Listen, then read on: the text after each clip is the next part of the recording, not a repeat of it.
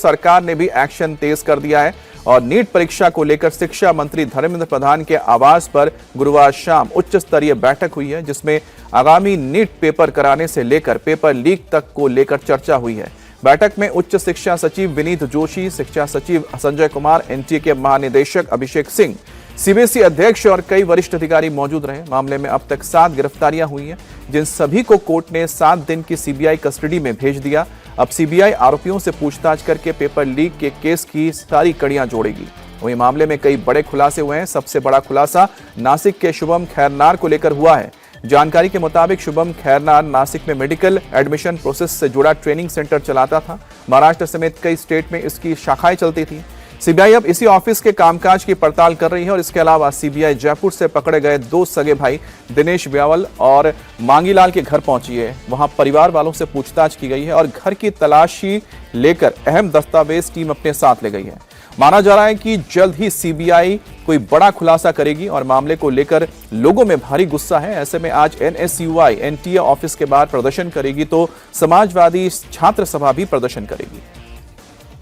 तो समाजवादी सभा की ओर से ये प्रदर्शन किया जाएगा। नीट पेपर लीक को लेकर हाई लेवल मीटिंग होने जा रही है, जिसमें शिक्षा मंत्रालय के तमाम बड़े अधिकारी मौजूद रहेंगे। शिक्षा मंत्री धर्मेंद्र प्रधान इस मीटिंग में रहेंगे। मीटिंग में नीट परीक्षा को लेकर चर्चा होगी और सीबीआई सबसे बड़े 2 नाम यानी दिनेश और मांगीलाल के घर पर 3 घंटे सर्च ऑपरेशन चला रही थी। ये वो घर है दिनेश और मांगीलाल का। यहाँ पे जो कमरे आप देख रहे हैं, यहाँ पर सीबीआई ने तमाम जगहों पर सर्च ऑपरेशन किया। इन कमरों को खंगाला, तमाम दस्तावेज देखे और ये माना जा रहा है कुछ दस्तावेज और मोबाइल यहाँ से सीबीआई अपने पास जब्त करके लेके गई है। 3 घंटे का ये सर्च ऑपरेशन आप समझ सकते हैं कि दिनेश और मांगीलाल के यहाँ पर इस सर्च ऑपरेशन में तमाम बड़े खुलासे हो सकते हैं जो सीबीआई को अहम दस्तावेज मिले हैं।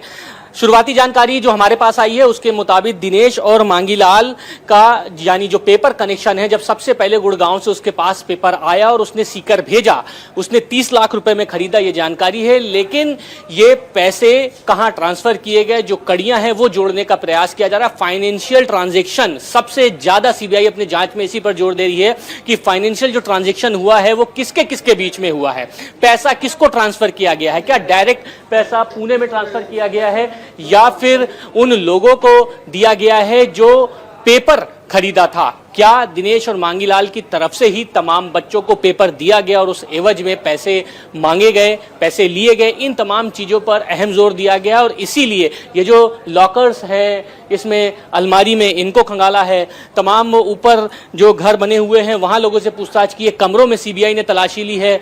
सीबीआई ने यहाँ पर मांगीलाल और दिनेश की जो पत्नी है उनसे पूछताछ की है। तो 3 से 3.5 घंटे बिताने के बाद सीबीआई के हाथ में कुछ अहम सुराग लगे हैं और खास तौर पर ये फाइनेंशियल ट्रांजैक्शन के सुराग लगे हैं माना जा रहा है। और उसके बाद सीबीआई इन दस्तावेजों को समेटकर अपने साथ दिल्ली लेकर रवाना हो गई है, क्योंकि जो 5 गिरफ्तारियां सीबीआई ने दिखाई है उसमें दिनेश, मांगीलाल और विकास भी मौजूद है। और ये सीबीआई के गिरफ्त में यानी इनसे पूछताछ में कई बड़े खुलासे हो सकते हैं और कई बड़े वो नाम जो इस पेपर लीक माफिया संगठन से लगातार जुड़े रहे हैं उनका भी नाम सामने आ सकता है।